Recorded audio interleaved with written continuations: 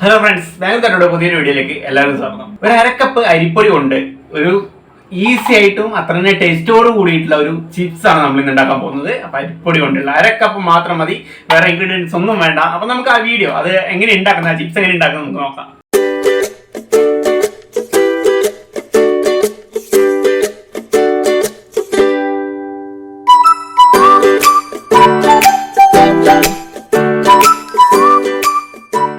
ഒരു നോൺ സ്റ്റിക്കിന്റെ പാനിലേക്ക് ഒരു കപ്പ് പച്ചവെള്ളം ഒഴിക്കുന്നുണ്ട്.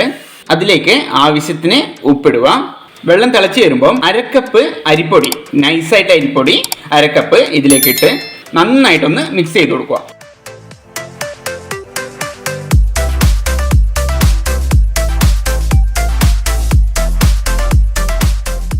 അപ്പോൾ നമ്മുടെ കൂട്ട് നന്നായിട്ട് ഡ്രൈ ആയി വന്നിട്ടുണ്ട്. ഈ ഒരു പരിവാകുന്ന ടൈമിൽ നമുക്കിത് വേറൊരു പാത്രത്തിലേക്ക് മാറ്റാം.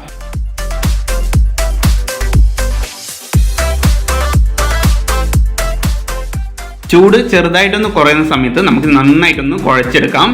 ഇത് കയ്യിൽ പറ്റിപ്പിടിക്കാതിരിക്കാൻ വേണ്ടിയിട്ട് ഞാൻ കയ്യിൽ വെളിച്ചെണ്ണ പുരട്ടിയിട്ടുണ്ട്. അപ്പോൾ അങ്ങനെ വെളിച്ചെണ്ണ എന്തെങ്കിലും ആക്കിയിട്ട് നമുക്ക് നന്നായിട്ടൊന്ന് കുഴച്ചെടുക്കാം. ആ ചെറിയ ചൂടിൽ തന്നെ ഇത് നന്നായിട്ട് കുഴച്ചെടുക്കണം.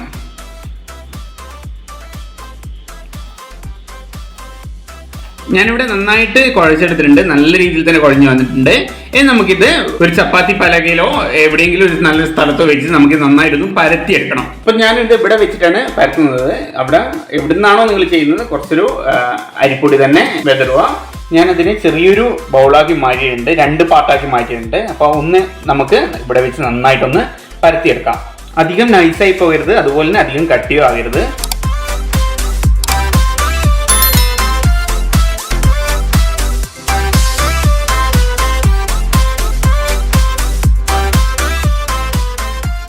ഈ ഒരു കട്ടിയാണ് ഞാൻ ഇപ്പോൾ എടുത്തിരിക്കുന്നത്. ഇനി നമുക്ക് നല്ലൊരു ചെറിയ റൗണ്ട് ആക്കിയിട്ട് മുറിക്കണം. ഞാൻ അതിനായിട്ട് നമ്മൾ കേക്കിനൊക്കെ ഡിസൈൻ ചെയ്യാൻ എടുക്കുന്ന നോസിലാണ് യൂസ് ചെയ്യുന്നത്. നിങ്ങൾക്കിപ്പോൾ ഒരു ഇതില്ലെങ്കിൽ, ഈ നോസിൽ ഇല്ലെങ്കിൽ ഒരു കുപ്പിയുടെ അടപ്പായാലും മതി, ചെറിയ കുപ്പിയുടെ അടപ്പായാലും മതി. ഞാനിപ്പം ഇതുകൊണ്ട് ഈ രീതിയിൽ മുറിച്ചെടുക്കുകയാണ് ചെയ്യുന്നത്.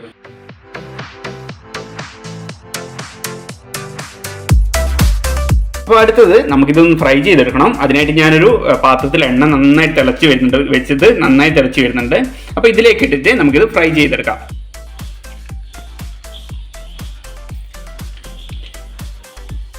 ഇത് ധൈര്യത്തിൽ 2-3 ഒരുമിച്ചിടുന്നതിന് യാതൊരു കുഴപ്പമില്ല, ഒട്ടിപ്പിടിക്കൊന്നുമില്ല. അതുകൊണ്ട് എങ്ങനെയാ വേണമെങ്കിലും നിങ്ങൾക്ക് ഇട്ടോ, എല്ലാം ഒരുമിച്ച് തന്നെ ഇട്ടിട്ട് നമുക്കിത് ഫ്രൈ ചെയ്തെടുക്കാം.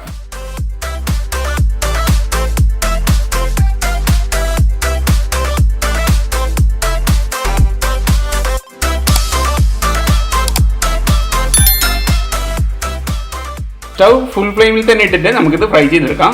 എങ്കിൽ മാത്രമേ ഇത് പൊന്തി വരികയുള്ളൂ. അപ്പോൾ മാത്രമേ അതിൻ്റെ ഒറിജിനൽ ടേസ്റ്റ്, ഒറിജിനൽ കാണാനുള്ള സ്റ്റൈലൊക്കെ എന്നാൽ മാത്രമേ ഉണ്ടാവുകയുള്ളൂ.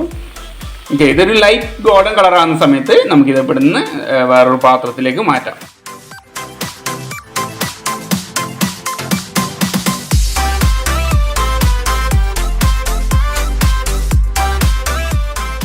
അപ്പോൾ നമ്മുടെ സ്നാക്സ് നന്നായിട്ട് ഫ്രൈ ആയി വന്നിട്ടുണ്ട്. ഇനി നമുക്കിതൊരു വേറൊരു പാത്രത്തിലേക്ക് നമുക്ക് മാറ്റി വെക്കാം.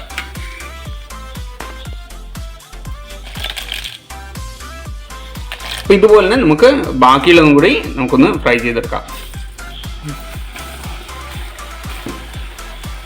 അപ്പോൾ നമ്മുടെ ഇവിടെ എല്ലാം ഫ്രൈ ചെയ്തെടുത്തിട്ടുണ്ട്. ഇനി ഇതിലേക്ക് ഒരു സ്പൂണ് മുളക് പൊടിയും കൂടി ഇതിലേക്ക് ഇട്ടിട്ട് നന്നായിട്ടൊന്ന് മിക്സ് ചെയ്തെടുക്കാം.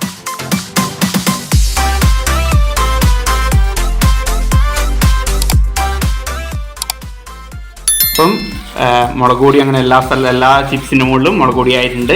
ഇനി ഇതിലേക്ക് നമുക്ക് വേണമെങ്കിൽ കറിവേപ്പില, വറുത്ത് വെച്ച കറിവേപ്പില കൂടി ഇതിലേക്ക് ഇട്ട് കഴിഞ്ഞാൽ സൂപ്പറായി. അപ്പോൾ അത് കഴിക്കുമ്പോൾ ഒരു കറിവേപ്പിലേൻ്റെ ടേസ്റ്റും എല്ലാം കൂടി വന്നു കഴിഞ്ഞാൽ അത് സൂപ്പറാവും. ഇത് എത്ര ദിവസം വേണമെങ്കിൽ നിൽക്കും, അതിനൊന്നും യാതൊരു കുഴപ്പമില്ല. നമുക്ക് സാധാരണ ചിപ്സ് നമുക്ക് യൂസ് ചെയ്യുന്ന പോലെ തന്നെ യൂസ് ചെയ്യുക. അപ്പോൾ ഒരു അരക്കപ്പ് അരിപ്പൊടിയിലാണ് നമ്മൾ ഇത്രയും ചിപ്സ് ഉണ്ടാക്കിയെടുത്തത്. അപ്പോൾ ഈ വീഡിയോ ഇഷ്ടപ്പെട്ട് കഴിഞ്ഞാൽ എല്ലാവരും ലൈക്ക് ചെയ്യുക, അതുപോലെ നമ്മുടെ ചാനൽ സബ്സ്ക്രൈബ് ചെയ്യാൻ മറക്കരുത്. അപ്പോൾ പുതിയൊരു വീഡിയോ ആയിട്ട് അടുത്ത പ്രാവശ്യം കാണാം. അതുവരെ ബൈ.